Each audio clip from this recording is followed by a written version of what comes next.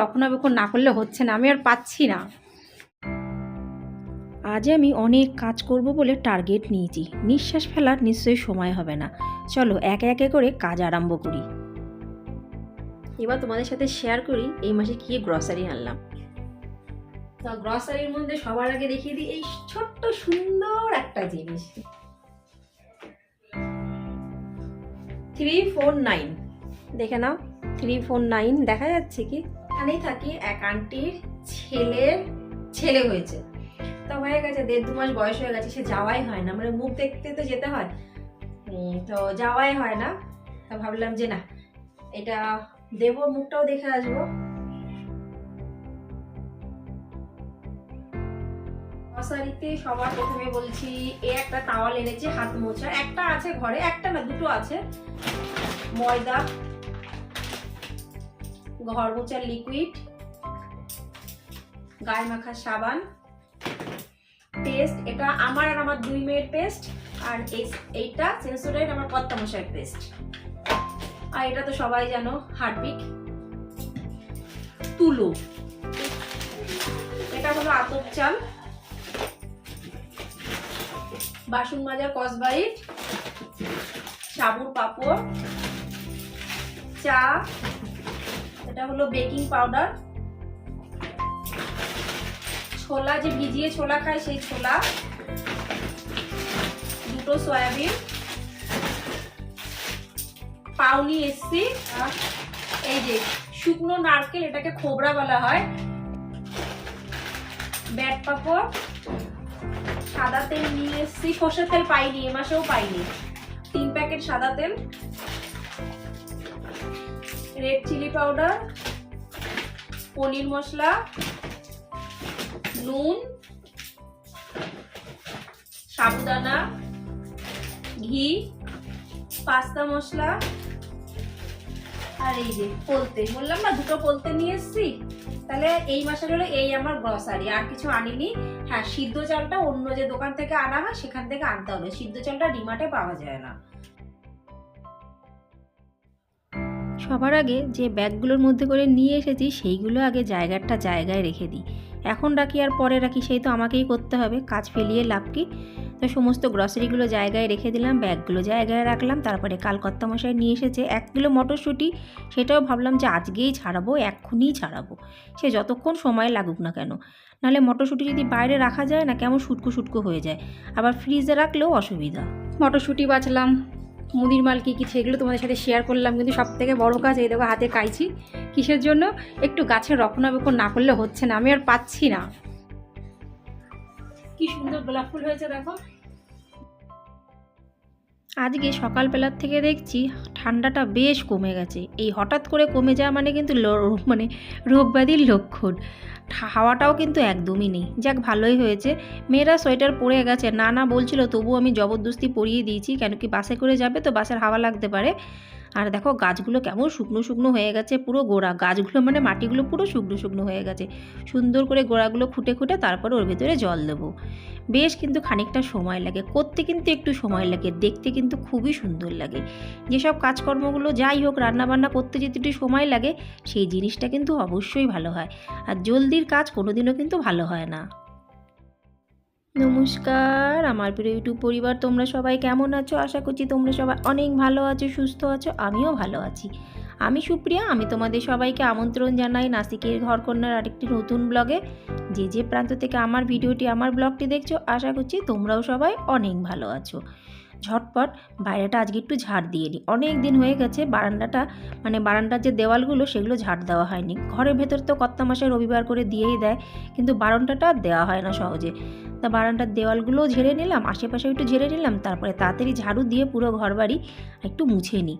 তাহলে আমার একটা কাজ অন্তত এগিয়ে থাকবে। আর একদিকে আমি কী বলতো, রান্নার দিকে গেলে তারপরে না এই দিকগুলো আমার আর করতে ইচ্ছা করে না, থেকেই যায়। ওই জন্য ভাবলাম আগে এই ছোটোখাটো কাজগুলো করে নিই। এগুলো দেখতে ছোটোখাটো লাগে, কিন্তু সময়টা ভরপুর লাগে। প্রতিদিনকার মতো আজও খুব সুন্দর 2টো কমেন্টস তোমাদের সাথে আমি শেয়ার করতে চলেছি। প্রথম কমেন্টসটি লিখেছে কৃষ্ণা ঘরকন্যা দিদিভাই আমার কালকের ব্লগটি দেখে লিখেছে, সত্যি গো, নিজের মানুষের থেকে পরের মানুষরা অনেক ভালো হয়। তোমার বৌদিদি অনেক ভালো, তোমার যে বান্ধবীরা তারাও অনেক ভালো। অনেক ভালো লাগলো দিদিভাই, তুমি যে এত সুন্দর করে আমাকে ভিডিও দেখে মানে আমার ভিডিও দেখে এত সুন্দর একটা কমেন্টস করেছো, খুব ভালো লাগলো আর সেই জন্য শেয়ার করলাম। এবার চলো পড়া যাক দ্বিতীয় কমেন্টসটি। দ্বিতীয় কমেন্টসটি করেছে শম্পা লাইফস্টাইল ব্লগ। শম্পা দিদিভাই লিখেছে যে দিদিভাই তুমি কি করে ডেইলি ব্লগ দাও বলো তো, আমি তো করেই উঠতে পারি না কিছু, এত কাজ। বোন, যাই কিছু করি না কেন একটু কিন্তু খাটনি করতেই হবে, এটা অতি বাস্তব কথা। আমি কিভাবে কি করি সেটা একমাত্র আমি জানি, আমার বাচ্চারা জানে, আমার কর্তামশাই জানে। প্রচুর কষ্ট করতে হয়, কোনো কিছুই না অত সোজা না। আমি যে কখন রাত্রিরে ঘুমাই আর কখন সকালে উঠি সেটা শুধু আমার বাড়ির লোকেরাই জানে। ঠিক মতন আমি ঠিকঠাক ঘুমাতেও পারি না, এটা অতি বাস্তব কথা। কেন, কোনো কিছু সফলতা পেতে গেলে প্রথমে কিন্তু একটু কষ্ট করতেই হবে, আর এটাই বাস্তব। যে বন্ধুরা আমার ভিডিও দেখে কমেন্টস করেছো তাদেরকে অনেক ধন্যবাদ, অনেক ভালোবাসা। আর যারা শুধু ভিডিও দেখেছো তাদেরকেও অনেক অনেক ধন্যবাদ, অনেক অনেক ভালোবাসা। সকালবেলার থেকে কাজের ঠেলায় জল খেতেই ভুলে গেছিলাম। এবার বসে 1 গ্লাস উষ্ণ জল খেলাম, তারপরে চা খাবো, তারপরে আমার অন্য কাজ। এখন আর কিচ্ছু করবো না, আরাম করে বসে 5 মিনিট অন্তত আমি চাটা খাবোই খাবো।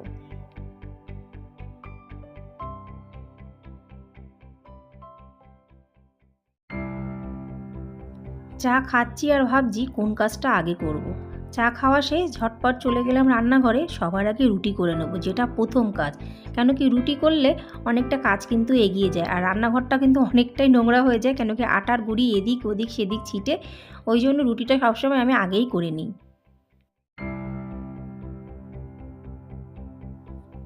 এখানে আমি 3 পিস রুটি করছি, 3 পিসের মতনই আটা বাকি ছিল, বাকিটা তো আমি সকালবেলায় করে দিয়েছি। কর্তামশাইকে, মেয়েদের, ওদের পরোটা দিয়েছি, আর 3 পিসের মতন আটা ছিল, সেই 3 পিস দিয়ে কিন্তু রুটি করে নিলাম। দুপুরবেলায় 2টো খাবো, আর রাতের জন্য একটা থাকলে থাকবে, না থাকলে না থাকবে। যদি ইচ্ছা হয় মেয়েরা একটা খেলে খাবে, না খেলে না খাবে।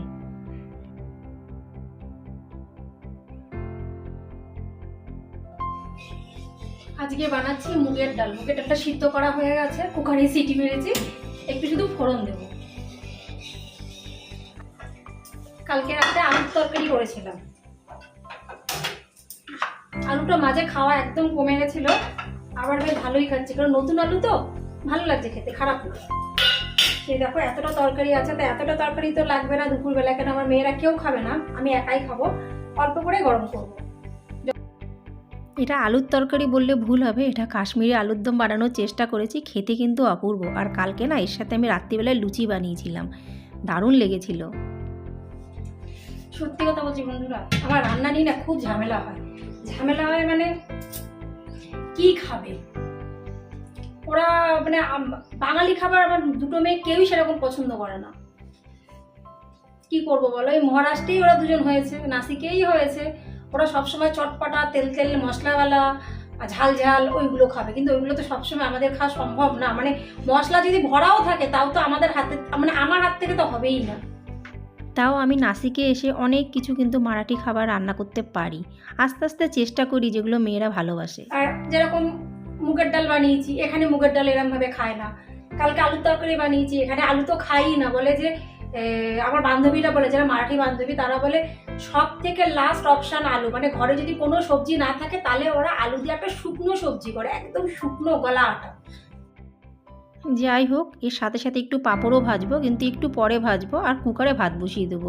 কেন কি, রুটি করেছি তো ভাতটা বেশি লাগবে না, আর শীত পড়ার থেকেই আমি রাত্রিবেলা করে কুকারে ভাত করি, তাহলে আমার সুবিধা হয়, একটু গরম গরম ভাত সবাই খেতে পারে। আর আমার ইচ্ছা হলে খায় রাত্রিবেলায় ভাত, নাহলে খাই না। অতটা কম্পালসারি না যে আমি রাত্রিবেলা ভাত খাবোই খাবো, কিন্তু আলু সিদ্ধ ভাত হলে আমি খাই।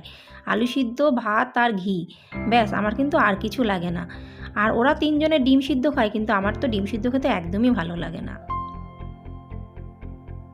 সেই সকালবেলার থেকে মেশিনের মতন উঠে কাজ করছি, আর ঠান্ডাটা বেশ কমে গেছে, আমার কিন্তু ভালো লাগছে।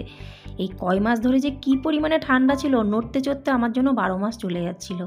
সব কিছুতে কষ্ট, উঠতে কষ্ট, বসতে কষ্ট, খেতে কষ্ট, কোনো কিছুই ভালো লাগতো না। কিন্তু আজকে সত্যি কথা বলছি বন্ধুরা, অনেক দিন পরে বেশ ভালো লাগছে, মনে হচ্ছে যেন আবার আমি পুরনো রুটিনে ফিরে এসেছি। ধীরে ধীরে করে পুরোপুরিভাবেই আমি আমার সংসারটাকে আবার আগের মতন সামলাতে পারবো। একটা সংসার সামলানো কিন্তু বাচ্চা মানুষের খেলা না। আমরা কথায় কথায় বলি কী বা কাজ, ঘরের মধ্যেই তো সারাক্ষণ, কিচ্ছু কোনো কাজ না, যখন তখন টিভি দেখা যায়, যখন ইচ্ছা খাওয়া যায়, যখন ইচ্ছা বসা যায়, যখন ইচ্ছা গল্প করা যায়, সব কিছুই করা যায়, যখন ইচ্ছা হলে সব কিছুই করা যেতে পারে। কিন্তু সেই যখন ইচ্ছাটা বন্ধ করে আমাদের ফোকাস হলো, মানে মেনলি আমার ফোকাস হলো নিজের সংসারকে কীভাবে সুন্দর সুষ্ঠু রাখবো, সবার মনের মতন কীভাবে রান্না করব, কীভাবে নিজের ঘরকে একদম স্বর্গের মতন সুন্দর করে রাখবো। আমার সবসময় সেই টার্গেট। যদি কোনো দিনও একটা কাজ আমি কম করি, পরের দিন কিন্তু সেই কাজটা আমি করিনি। আমি সবসময় ভাবি সেই কাজটা আমি কখন করব। কেন কি ওই যে আগের দিন ওই কাজটা রয়ে গেছে। কেন কি এই ছোট্ট একটুখানি ঘর, এই ছোট্ট ফ্ল্যাটটার মধ্যে থাকি, সারাদিন এদিক ওদিক করে আমি চরকার মতন ঘুরি, কিন্তু আমার বেশ ভালো লাগে।